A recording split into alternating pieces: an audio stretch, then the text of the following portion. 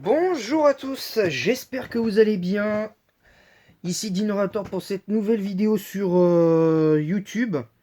Alors la vidéo que j'ai faite du débrief du match PSG Benfica, je ne la ferai pas sur YouTube exceptionnellement. Parce que déjà je ne l'ai pas mise en ligne parce qu'il y a eu beaucoup de mots assez violents. Et j'ai pas envie de m'étendre sur un match avec des joueurs qui manquent d'envie.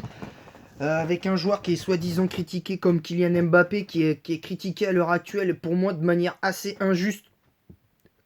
Parce que les soi-disant vrais fans de foot jouent à l'heure actuelle les footix en disant que Mbappé, c'est n'importe quoi son comportement. Alors sur le terrain, je veux bien qu'on le critique, mais en dehors du terrain, faut arrêter. Voilà.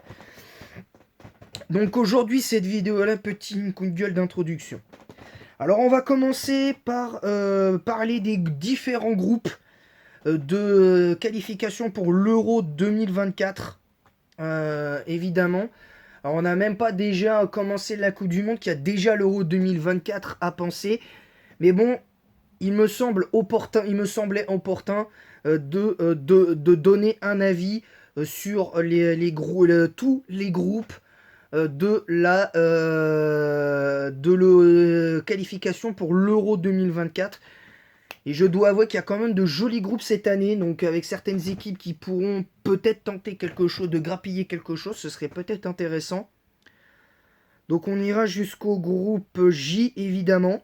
Hein, évidemment le groupe J. Et on va commencer par le groupe A. Le groupe A qui est composé de l'Espagne, Écosse, Norvège, Géorgie et Chypre. Alors sur le papier, en toute logique, normalement, c'est l'Espagne et la Norvège qui devraient être dans les deux premiers. Alors, je ne sais pas si c'est toujours les mêmes règles, c'est-à-dire le premier qualifié directement et le deuxième qui fait les barrages pour la qualification. Maintenant, moi, mon avis sur ce groupe-là, c'est que c'est un groupe qui est assez relevé parce que l'Espagne est quand même en grande forme en ce moment au niveau des résultats. Que ce soit en amical ou dans les matchs que j'ai pu voir récemment des Espagnols, même en Ligue des Nations, ils ont été assez impressionnants. Là, je retrouve un petit peu l'Espagne qui me faisait plaisir de 2008 à 2014. Mine de rien, que j'avais bien aimé en 2014, même si elles avaient été éliminées, même s'ils avaient été éliminés au premier tour. Il me semble qu'en 2014, ils avaient été éliminés au premier tour, je sais plus, mais il faudra que vous me repreniez dans l'espace commentaire. Alors personnellement, moi je pense que l'unique favori de ce groupe, c'est l'Espagne évidemment, parce que moi je mets pas l'Écosse, la Norvège, la Géorgie ou Chypre en plus de l'Espagne en tant que favori de ce groupe, parce que faut quand même pas non plus exagérer, parce que les nations qui vont se frotter face à l'Espagne, ils vont pas, ils vont devoir faire très attention, parce qu'avec des joueurs qui à l'heure actuelle sont plutôt pas mal, hein, Ferran Torres, Pedri, ou d'autres qui sont excellents avec cette équipe-là et qui sont pas toujours excellents malgré tout avec leur club, ils vont quand même devoir faire extrêmement attention à ça. Alors juste là où je vais passer un peu plus de temps, c'est le groupe B, parce que le groupe B, c'est le groupe de l'équipe de France qui sera donc composé des Pays-Bas, de l'équipe de France, de l'Irlande, de la Grèce et du Gibraltar. Alors le Gibraltar, c'est clairement au revoir. Je pense que le Gibraltar, c'est l'adversaire le plus faible du groupe, clairement. Par contre, là quand même, on a trois féroces adversaires de manière assez nette. C'est-à-dire le plus sérieux, les Pays-Bas. Le deuxième plus sérieux, mais qui est en dessous pour moi des Pays-Bas, l'Irlande. Et le troisième plus sérieux, mais qui est, fait plus figure d'outsider sérieux, entre guillemets, là-dedans. Voilà. Alors les favoris, clairement, c'est les Pays-Bas et l'équipe de France. Alors personnellement, les Pays-Bas, je les trouve moins bons ces derniers temps. Je les trouve de moins en moins bons. Dans le jeu, dans tout ce qu'ils ont fait. En plus, je crois, il me semble qu'ils ont été relégués en Ligue B, en Ligue des Nations, il me semble, il n'y a pas si longtemps, alors qu'ils avaient fait, je crois, demi-finale lors de l'introduction de cette compétition, je crois. L'Irlande, j'ai pas spécialement peur d'eux parce que c'est quand même une équipe qui va nous, elle nous posera sûrement peut-être des problèmes, mais je les vois pas nous mettre une pression de fou. Concrètement, je pense que cette fois, on aura peut-être, j'espère, une équipe de France plus conquérante, surtout que ce sera post-mondial, et on aura peut-être une équipe de France qui aura soit un état d'esprit revanchard parce qu'ils se seront fait sortir pendant la Coupe du Monde, soit ils viennent à peine d'être titrés, hein, ce qu'il faut quand même envisager que l'équipe de France est tenante du titre et peut être encore titrée dans cette Coupe du Monde. Et moi, je dois avouer que j'y crois toujours, même si sur certains postes, je suis quand même inquiet pour la Coupe du Monde. Mais malgré tout, je ne suis pas inquiet que l'équipe de France fasse une bonne Coupe du Monde et aille à minima en demi-finale. Mais voilà, aujourd'hui, voilà, l'Irlande, j'ai pas spécialement peur. Les Gibraltar non plus. Même s'il faudra quand même se méfier parce que Gibraltar, s'ils sont dans ce groupe-là, ils vont avoir certainement une carte à jouer. Et ça, tout le monde le sait. Dans le football, il y a beaucoup de surprises, hein. La preuve, hein, qu'on avait, le groupe qu'on avait pendant la Ligue des Nations, il avait l'air abordable parce qu'à part la Croatie, il n'y avait pas grand-chose à craindre. Et finalement, l'Autriche nous a fait mal. Le Danemark nous a fait mal à l'aller et au retour. Ils nous ont, voilà, ils nous ont pris, voilà, ils nous ont pris en sandwich. La Croatie nous a fait mal aussi. Donc il va falloir qu'on rebondisse rapidement. Et je pense que même si on perd à la Coupe du Monde, ce qui pour moi n'est pas un drame non plus, faut peut-être pas non plus exagérer, c'est pas un drame national. Je pense qu'on pourra se rattraper sur les matchs de qualification de l'Euro 2024, en sachant qu'entre-temps, il y aura sûrement des matchs amicaux en plus pour, pourquoi pas, préparer les matchs de qualification qui peuvent être, là pour le coup, peuvent être importants. Mais bon, après, c'est moi, comme je l'ai dit, les matchs amicaux, ça devrait être pendant les phases de qualification. C'est-à-dire que tu fais 2 matchs de qualification et tu rajoutes un match supplémentaire, tu fais un troisième match, c'est-à-dire un match amical, pour après voir, et qui sera un dernier test, pour voir si les joueurs qui sont appelés dans n'importe quelle sélection, s'ils sont à la hauteur ou pas. Et ça, c'est important, je trouve. Donc là voilà, ensuite la Grèce, j'ai un petit peu plus peur de la Grèce quand même, parce que je précise que c'est quand même une équipe qui, je crois, lors de l'Euro de 2004 avait fait une très très belle impression, je crois même avait remporté la compétition, il me semble, en 2004, hein, il me semble, je sais plus si c'est... bah non, parce que l'Euro 2000 c'était l'équipe de France qui avait gagné, mais je crois que 2004, faudra voir ce qui se passera évidemment. Le groupe C, évidemment, Italie, Angleterre, Ukraine, Macédoine du Nord et Malte. Alors évidemment, moi personnellement, le fait qu'il y ait 3 grosses équipes dans cette poule-là, bah, ça va donner des matchs assez rudes dans l'intensité physique et tout ça. Moi, malgré tout, je pense que l'Italie va passer. Je pense parce que l'Italie se doit, en tant que tenant du titre de l'Euro, euh, entre guillemets 2021, va devoir se rattraper sur l'Euro 2024 du fiasco de la non-qualification à la Coupe du Monde, qui est pour moi totalement mérité. Ben, en fait, voilà, je pense que l'Italie doit se rattraper avec ça. Voilà, je pense que c'est important de le dire pour se faire une idée. L'Angleterre, c'est pareil, parce que l'Angleterre, qui a été reléguée en Ligue B, en Ligue des Nations, a fait un Euro remarquable, malgré tout, avec une finale, même si bon, l'attitude lors des supporters anglais lors de la finale a été assez détestable, mais bon, ça c'est un autre sujet, on va pas revenir dessus. Voilà. Bon, après, par contre, moi, c'est l'Ukraine qui m'inquiète, dans le sens où, concrètement, vu le contexte actuel, en Ukraine, ben, je vois mal comment les joueurs ukrainiens vont pas penser à ce qui se passe en ce moment chez eux. Mais bon, Ça aussi, c'est un autre sujet, on va pas polémiquer. Personnellement, sportivement, je trouve que l'Ukraine, là, dans cette poule, va rien faire du tout, parce que pour moi, les deux équipes qui ont une rédemption, qui doivent avoir une rédemption auprès de leurs supporters après ce qui s'est passé en Ligue des Nations pour l'Angleterre, et puis pendant les pendant les barrages de la Coupe du Monde pour l'Italie, il y a une certaine rédemption à avoir pour ces deux nations-là. Donc à mon avis, ces deux seules équipes-là vont jouer la qualif directe, je pense. Voilà, tout simplement. Dans le groupe D, ben c'est assez spécial parce que j'aime pas du tout ce groupe, je vous le dis tout de suite. Parce que sportivement parlant, j'aime pas ce groupe.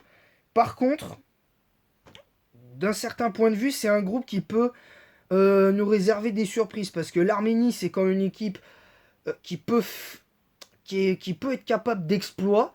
Hein, la Lettonie aussi. Hein, j'ai souvenir il y a quelques années d'un match où l'Arménie avait, je sais plus, avait gagné un match contre je ne sais plus quelle grande nation du foot. La Lettonie notamment. Pour moi, la rédemption, c'est pour la Turquie notamment, parce que je crois que la Turquie a été reléguée également en Ligue B, il me semble. Et en plus, en perdant face aux îles Féroé, qui est dans le groupe E. Donc, moralité, je pense qu'on est sur quelque chose. Alors moi personnellement, je pense que malgré tout, je pense que c'est la Croatie qui va se qualifier et le Pays de Galles pour les barrages. Mais bon, on sait jamais. La Turquie peut faire mal et hein, je l'avais déjà remarqué lors des derniers matchs France-Turquie, notamment on avait perdu 2-0 chez eux en faisant un match mais lamentable face à la Turquie. Puis au match retour, on fait un match un peu mieux, mais c'est pareil dans l'intensité, c'était en première mi-temps en tout cas, c'était lamentable, c'était vraiment lamentable. Mais Giroud sur ce match-là nous avait bien sauvé. Donc j'espère que ça continuera évidemment. Dans le groupe B, ben très honnêtement, groupe E composé de la Pologne, République tchèque, Albanie, île Féroé, Moldavie. Je pense que la Pologne et la République tchèque vont devoir se méfier principalement des îles Féroé et de l'Albanie. La Moldavie, j'y crois pas trop. Je pense qu'ils vont pas. Ils vont jouer le fond de grille, hein, clairement. Je pense, de mon point de vue, je pense que la Pologne est largement favori pour passer. Mais attention, la République tchèque quand même, qui est quand même une très très bonne équipe. Il va falloir faire attention. Dans le groupe F, là par contre, je trouve que c'est un groupe assez intéressant. Parce que Belgique, Autriche, Suède, Azerbaïdjan et Estonie dans le groupe F, ben c'est pas si ouvert que c'est assez ouvert. C'est pas si figé que ça parce que la Belgique techniquement est largement favori.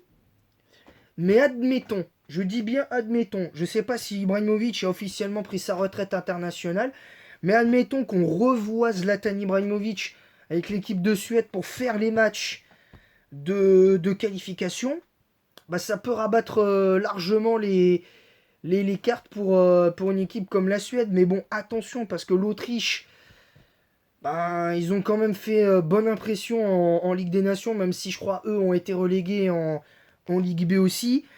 Mais bon, la question n'est pas de savoir ça, c'est qu'on va voir comment ça va se tourner. Même si je pense que techniquement, la Belgique va gagner la plupart de ses matchs et se qualifier directement. Mais bon, on verra bien. Dans le groupe G, c'est un peu moins bon. Je trouve que c'est un petit peu moins bon. Parce que, à part la Hongrie, qui est pour moi favorite de ce groupe-là, la Serbie, c'est pas vraiment fou. Le Monténégro, ils vont jouer le fond de grille avec la Lituanie. Les deux seules équipes qui, à la limite, sont, sont capables d'aller chercher quelque chose, c'est la Bulgarie. Concrètement, parce que moi je vois pas la Serbie faire quelque chose, à moins que vraiment la Serbie surprenne ses adversaires dans ce groupe-là. Mais bon, je suis pas je, je suis pas spécialement convaincu. Dans le groupe H, c'est pareil, je suis pas totalement convaincu parce que la Finlande est une très bonne équipe. Hein, la preuve a déjà battu l'équipe de France. Le Danemark a fait une bonne Ligue des Nations et je crois qu'ils sont qualifiés pour Pour les, il me semble, non, ils sont, non, c'est les Croates qui sont, je crois, passés en demi-finale de la Ligue des Nations. Mais le Danemark a été très fort pendant cette Ligue des Nations, notamment sur le plan mental depuis l'Euro 2021, et puis notamment cette histoire avec Christian Eriksen qui avait fait un malaise cardiaque. Franchement, bravo à eux d'avoir eu ce mental-là, mais surtout, bravo à Eriksen qui en plus, même si Manchester United n'est pas très bon en ce moment, lui il est là, il répond présent, il fait ses matchs. Voilà, donc moi je trouve que c'est génial. Honnêtement, c'est génial. Le groupe I, personnellement, j'aime pas trop. Alors pour le groupe A, je rappelle, c'est Danemark, Finlande, Slovénie, Kazakhstan, Irlande du Nord et Saint-Marin, pardon. La Finlande va jouer la qualif avec le Danemark. Je vois pas la Slovénie faire quoi que ce soit. Le Kazakhstan, c'est pareil. L'Irlande du Nord et Saint-Marin, ils vont jouer le fond de grille aussi. Il n'y a quasiment pas débat.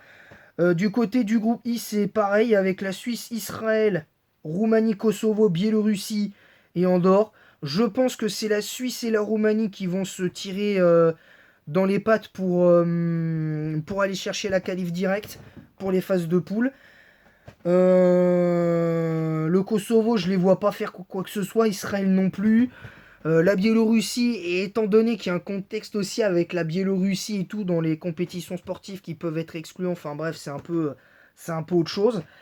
Ben du coup, la Biélorussie pour moi jouera concrètement pourra pas jouer les deux premières places du groupe à moins d'être vraiment surpris. Voilà. Et concernant le groupe J, pour moi, les favoris, c'est Portugal et Bosnie-Herzégovine, parce que l'Islande, je les vois pas faire grand-chose, même s'ils ont le fighting spirit, comme on appelle souvent. Le Luxembourg peut peut-être éventuellement jouer les troubles fêtes, éventuellement. La Slovaquie, non, et le Liechtenstein jouera clairement le fond de grille, mais clairement. Et je pense que c'est le Portugal qui passera, à moins vraiment d'un gros cataclysme, parce que je suis persuadé que le but que Cristiano Ronaldo a mis récemment en championnat il me semble que c'est contre Everton. Ben techniquement il a les armes pour retrouver son niveau de jeu qu'il avait avant toutes ces histoires là. Donc voilà, donc c'est tout. Moi personnellement, le groupe que je suivrai plus, ben, évidemment, c'est le groupe de l'équipe de France, évidemment. Et avant de finir cette vidéo-là, avant de finir cette vidéo, j'aimerais annoncer qu'il y aura, pour la Coupe du Monde, il y aura plusieurs équipes qui seront débriefées. Je tenais à le dire, évidemment,